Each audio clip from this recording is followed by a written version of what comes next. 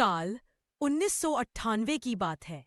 शहर से दूर पहाड़ियों के बीच बसी एक पुरानी हवेली, शांति निकेतन हवेली। लोग कहते थे कि उस हवेली में पिछले 25 साल से कोई नहीं रहा, लेकिन रात को वहां से अजीब सी आवाजें, चीखें और रोशनी दिखाई देती थी। गांव के लोग डरते थे। कोई भी उस हवेली की तरफ जाने की हिम्मत नहीं करता था। इसी दौरान शहर से आई आयुषी नाम की एक लड़की, जो जर्नलिज्म की पढ़ाई कर रही थी, उस हवेली के रहस्य को जानना चाहती थी।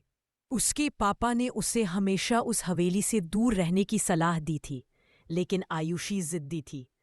एक रात कैमरा और नोटबुक लेकर वह हवेली की तरफ निकल पड़ी। जैसे ही उसने हवेली का मुख्य दरवाजा खोला, पुरानी लकड़ी की चिड़चिड़ाहट ने सन्नाटा तोड़ दिया। अंदर खूब अंधेरा था। छत से मकड़ी के जाले लटक रहे थे और अचानक हवा का तेज झोंका आया और दरवाजा अपने आप पीछे से बंद हो गया। आयुषी का दिल जोर जोर से धड़कने लगा। वह मोबाइल की टॉर्च जलाकर धीरे धीरे आगे बढ़ी। तभी उसने देखा सीढ़ियों के पास किसी का साया खड़ा था। साया धीरे धीरे उसी की तरफ बढ़ रहा था। आयुषी डर से कांप गई और उसकी सांसें थम गई। वह साया पास आया और वह साया धीरे धीरे आयुषी के सामने आया। टॉर्च की रोशनी पड़ते ही आयुषी का चेहरा पीला पड़ गया। वो साया किसी इंसान का नहीं, बल्कि सफेद कपड़ों में लिपटा हुआ एक धुंधला सा अक्स था। उसकी आंखें लाल चमक रही थी और होंठ हिल रहे थे, मानो वह कुछ कहना चाहता हो। आयुषी डर से पीछे हटने लगी, लेकिन तभी अचानक वह साया हवा में गायब हो गया। आयुषी ने हिम्मत जुटाकर वही जमीन पर गिरी एक पुरानी डायरी उठाई। उस पर धूल जमी थी और काले रंग से एक नाम लिखा था, आरव मल्होत्रा।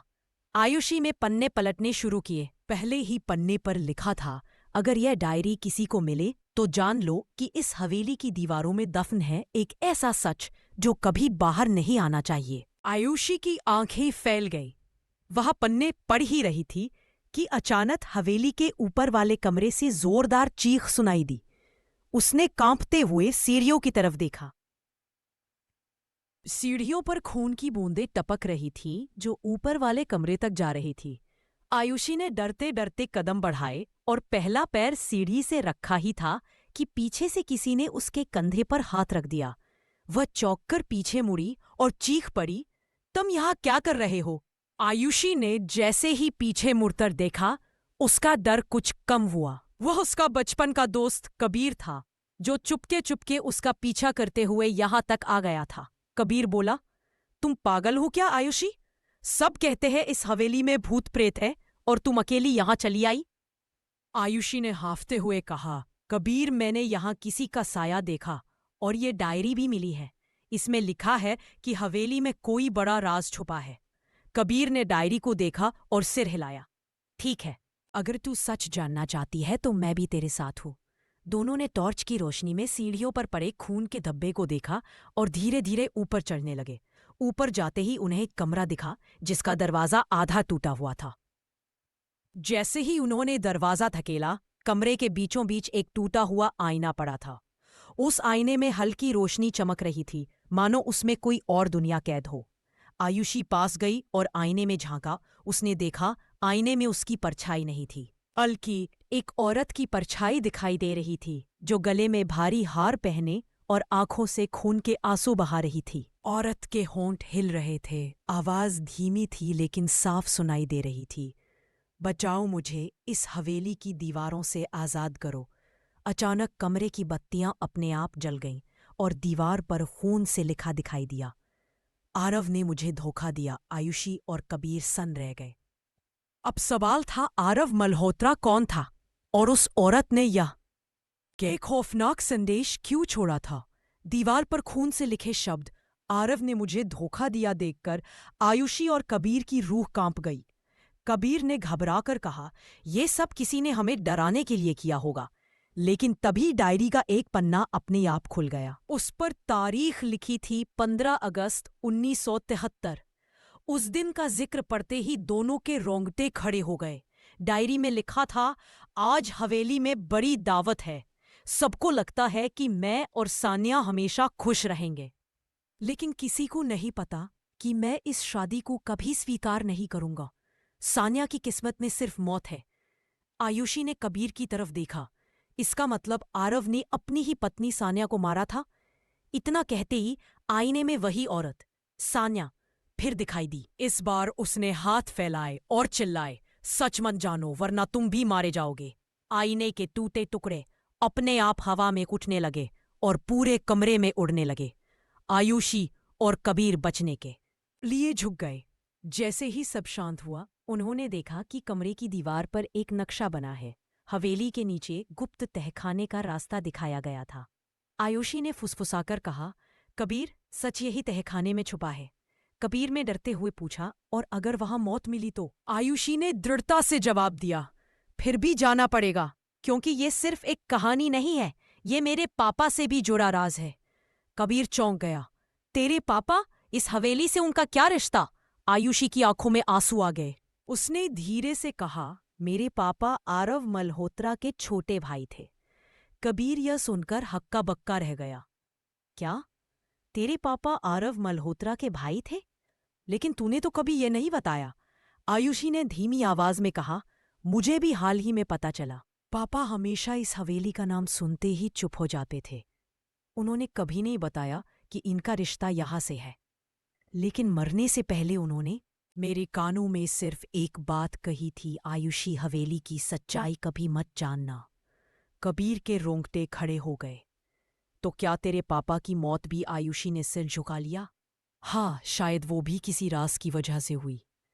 इतने में नक्शे वाला हिस्सा अचानक चमकने लगा।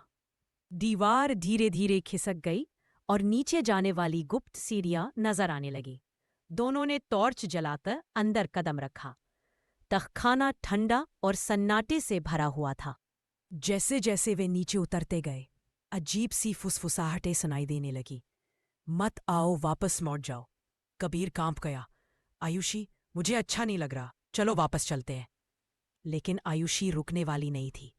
अचानक दोनों के सामने एक पुराना लकड़ी का ताबूत पड़ा था। उसके ऊपर खून से लिखा था, सिर्फ मेरा ही खून इस हवेली की दीवारों में बहा है। कबीर ने डरते डरते ताबूत का ढक्कन उठाया। अंदर एक औरत की कंकाल जैसी लाश पड़ी थी।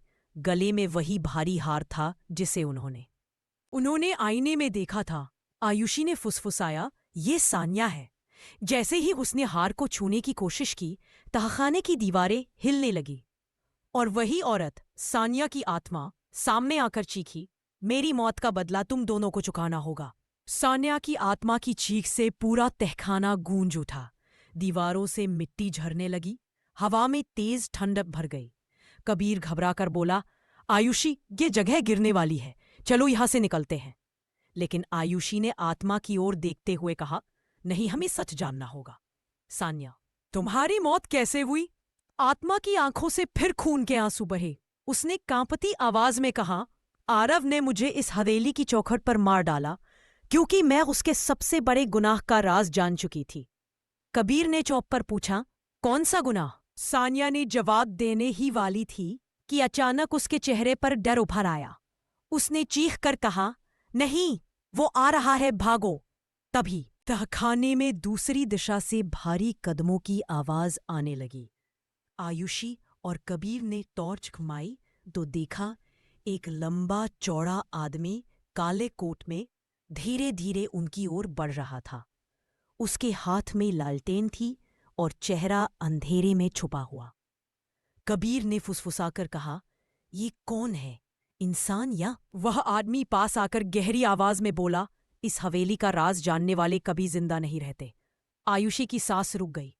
वह आदमी टॉर्च की रोशनी में जैसे ही आया, उसका चेहरा साफ दिखा। वह कोई और नहीं बल्कि आरव मल्होत्रा जैसा ही दिखता इंसान था। आयुषी हैरान रह गई, ये कैसे हो सकता है?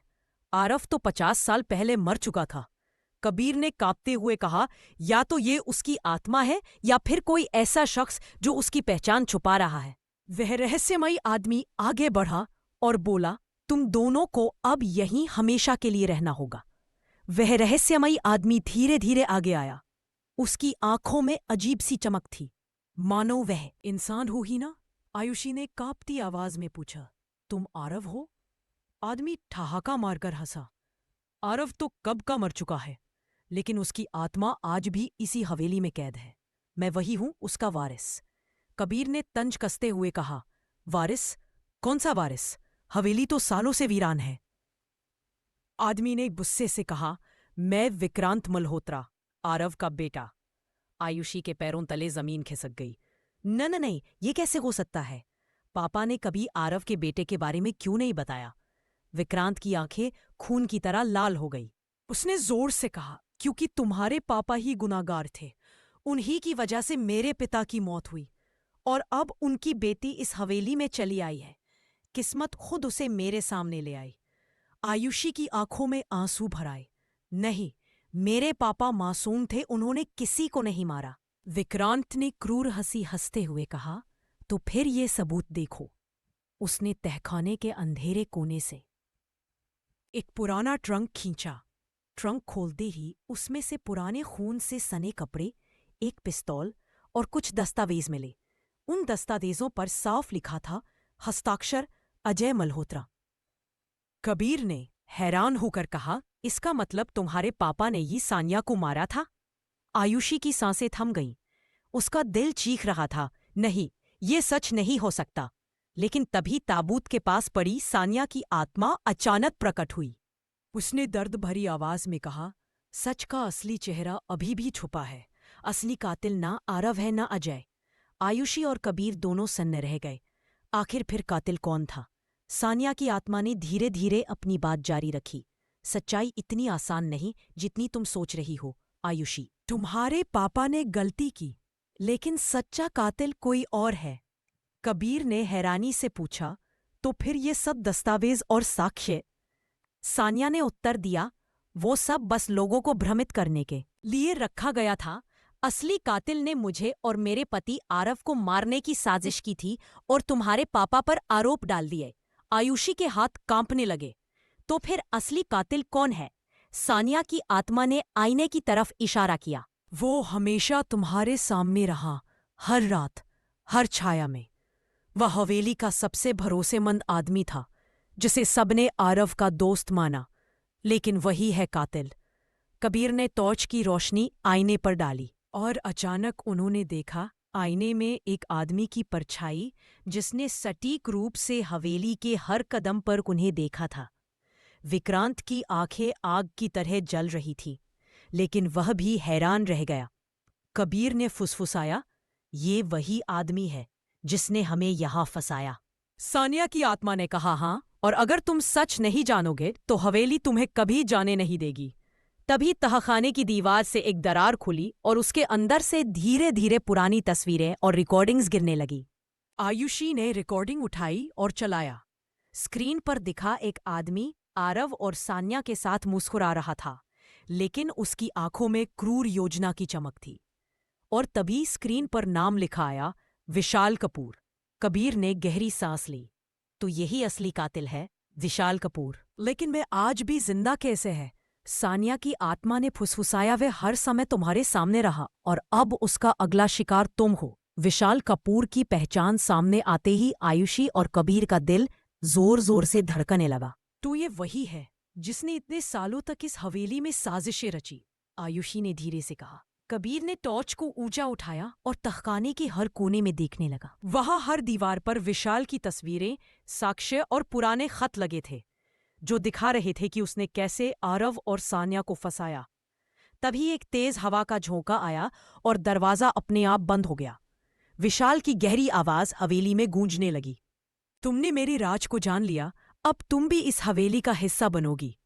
कबीर ने डरते हुए पूछा, आयुषी, हमें अभी भागना होगा? लेकिन आयुषी ने ठान लिया था, मैं पीछे नहीं हटूंगी, मैं सच्चाई सामने लाऊंगी, चाहे कुछ भी हो। दबी तहखाने की छत से एक औरत की परछाई उतरी। यह सान्या की आत्मा थी, लेकिन इस बार वह शांत और मजबूत दिख रही थी। उसने आयुषी को फुसफुसाया, विशाल कपूर केवल बाहरी रूप में यहाँ है, असली खेल तो हवेली के अंदर छुपा है। तुम्हें तहखाने के सबसे गहरे कमरे में जाना होगा, वहां सब कुछ खुल जाएगा। आयुषी और कबीर ने हिम्मत जुटाई और गहरे कमरे की तरफ बढ़े। जैसे ही उन्होंने दरवाजा खोला, वहां एक पुराना जर्नल और सैकड़ों नग्न कैमरा रिकॉर्डिंग्स रखी हुई थीं। जर्नल में लिखा था, जिसने सच्चाई को देखा वही जीवित रहेगा। आयुषी ने रिकॉर्डिंग प्ले की और स्क्रीन पर दिखा विशाल कपूर का असली चेहरा, जो सालों तक किसी ने नहीं देखा था।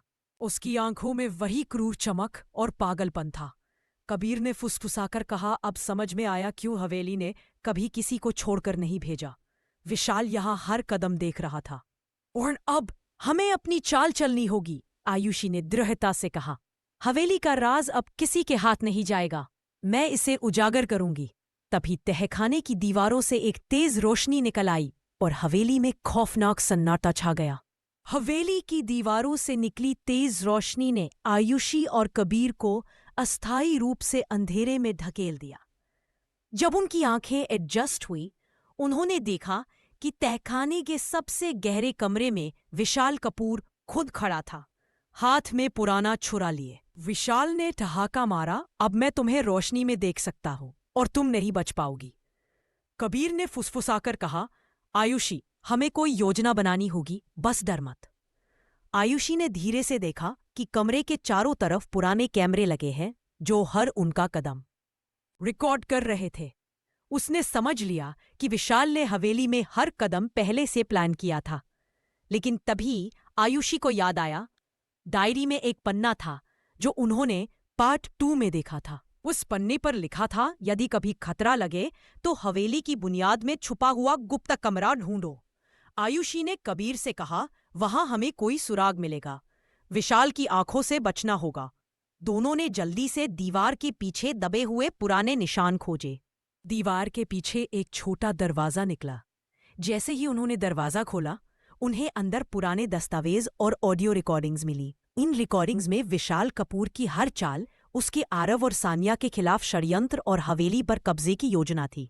आयुषी ने सांस ली और कहा, तो असली कातिल विशाल कपूर है और हमारे पापा पर आरोप झूठा था। कबीर ने हिम्मत दिखाते हुए कहा, चलो अब इसे सबके सामने लाना होगा। विशाल चाहे कुछ भी करे, अब सच बाहर आएगा। लेकिन तभी विशाल की आवाज कमरे के बाहर गूंजी, तुमने मेरी योजना देख ली, अब तुम्हारी मौत तय है। आयुषी और कबीर को अब पता था कि हवेली में असली लड़ाई अभी शुरू हुई है। विशाल कपूर की आवाज हवेली में गूंज रही थी, लेकिन आयुषी और कबीर अब डरने वाले नहीं थे। आयुषी ने फुसफुसाकर कहा, हमें ये रिकॉर्डिंग्स और दस्तावेज सबूतों के तौर पर बाहर ले जाने होंगे। लेकिन विशाल हर कदम देख रहा है, हमें बहुत सतर्क रहना होगा। कबीर ने हिम्मत दिखाते हुए कहा, मैं दरवाजे के बाहर जाके देखता हूं कि विशाल पास है या नहीं। तुम यहां दस्तावेज सुरक्षित रखो। जैसे ही कबीर बाहर गया, आयुषी ने रिकॉर्डिंग्स को अपनी बैग में रखा। तभी तहखाने की दीवारों से हल्की झनकार हुई। विशाल की परछाई धीरे धीरे कमरे के अंदर बढ़ रही थी। आयुषी ने गहरी सांस ली और आईने की तरफ देखा। आईने में सान्या की आत्मा ने फिर दिखाई दी और फुसफुसाया, तुम उसे हराने की हिम्मत रखती हो तो वही रास्ता अपनाओ जो मैंने छोड़ा है। आयुषी ने नोट किया कि सान्या की आत्मा ने दीवार के पीछे की एक छिपी हुई सुरंग का इशारा किया। वह सुरंग सीधे हवेली के मुख्य दरवाजे तक जाती थी। आयुषी ने जल्दी से कबीर को इशारा किया और दोनों सुरंग में घुस गए। लेकिन विशाल ने उनकी चाल समझ ली और तहखाने की मुख्य लाइट बंद कर दी। अंधेरा छा गया और हवेली की दीवारें जैसे जीवित हो गई हों। कबीर ने डरते हुए कहा, आयुषी, मुझे लगता है वो हमें फंसाने वाला है। लेकिन आयुषी ने हिम्मत दिखाई नहीं। हम हारेंगे नहीं, यह हवेली का राज अब उजागर होना चाहिए। दोनों ने सुरंग के भीतर तेजी से कदम बढ़ाए। सुरंग का अंत हुआ और सामने था मुख्य दरवाजा, जो खुला था और बाहर की रोशनी चमक रही थी।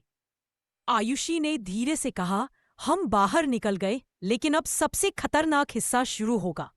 विशाल अब हमारी हर चाल का सामना करेगा। आयुषी और कबीर सुरंग से बाहर निकले और हवेली के सामने की खुली जगह में पहुंचे।